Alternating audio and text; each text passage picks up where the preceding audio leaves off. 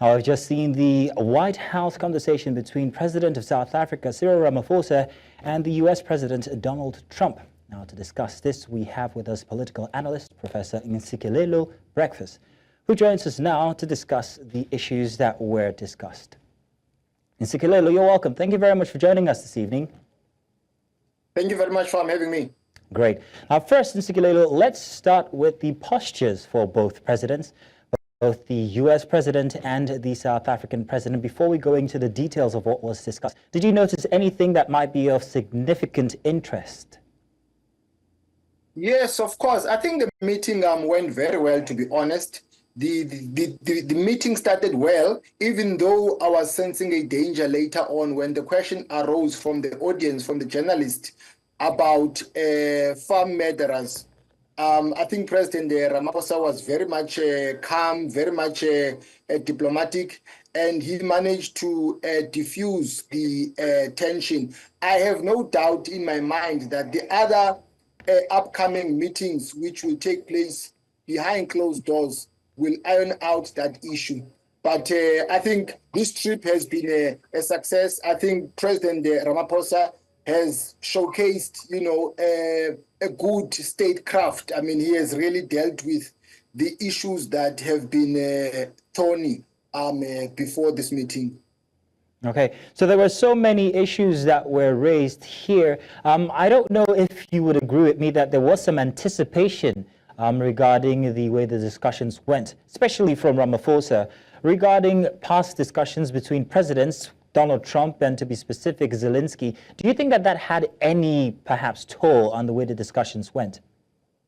Yes, I think that was a precursor, because one of the reasons why Trump had a change of heart is because of the initiative by South Africa to try to de-escalate the magnitude of that conflict. As you know, that I think there's a meeting at Istanbul between Russia and Ukraine. They are trying to reach a settlement. So Ramaphosa has contributed to those initiatives of ending the war. So I think that set well with Trump, given the fact that in the build-up to the elections of the U.S., Trump made a commitment that when he ascends to power, one of the first things he's going to do is to do away with that conflict. And therefore, anyone who contributes to the de-escalation of that conflict, I think you would want to work with that person. There was so much reference to white genocide from President Trump. I don't know if you can back this with any, perhaps maybe there might be some details we don't know regarding this white genocide that he kept referring to. What exactly is the situation in South Africa regarding the Afrikaner farmers and the call for death to white farmers that we heard Trump bandy so much in this discussion? Look, this is a very sensitive issue, but the problem is not an onslaught on white farmers. I don't think that there is a political agenda by the government of the day, or there are people who are targeting white farmers. That is not the issue.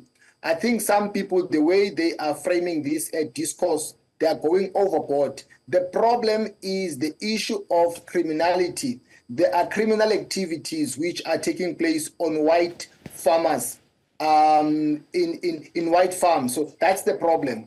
And I think if we can see that as a problem of criminality, then we'll be able to address this matter as opposed to frame it as an attack on white farmers. But do you think President Ramaphosa was able to express himself regarding this issue, regarding this claim from President Trump? Because it didn't seem like he really got in his word there regarding the issue. The problem is that Trump believes his own propaganda. You must remember he's very close to Elon Musk, who comes from South Africa, who would like to penetrate our market. He wants to have a footprint, but at the same time, he doesn't want to comply with racially inspired policies. Therefore, he benefits from this discourse that there is a political onslaught on white farmers. So I think Ramaphosa did very well in terms of clearing the air. But I think some of the issues that he was not quite successful in addressing, he will address them in private. There's no way he could have been aggressive or he could have been firmer than he did, because that would have maybe made the meeting to turn sour. So I think he did very well just to explain what is happening. Maybe next time when they meet again in private, there will be more elaboration that he will provide. But I think he did very well in my opinion. Okay, and Ntsikelelo, there was I've got one more question here. There's this instance or issue regarding granting diplomatic immunity. Oh, was it? Now, hang on a second. Granting white farmers refugee in the U.S. What's your take on this instance? What are the implications if this was to happen?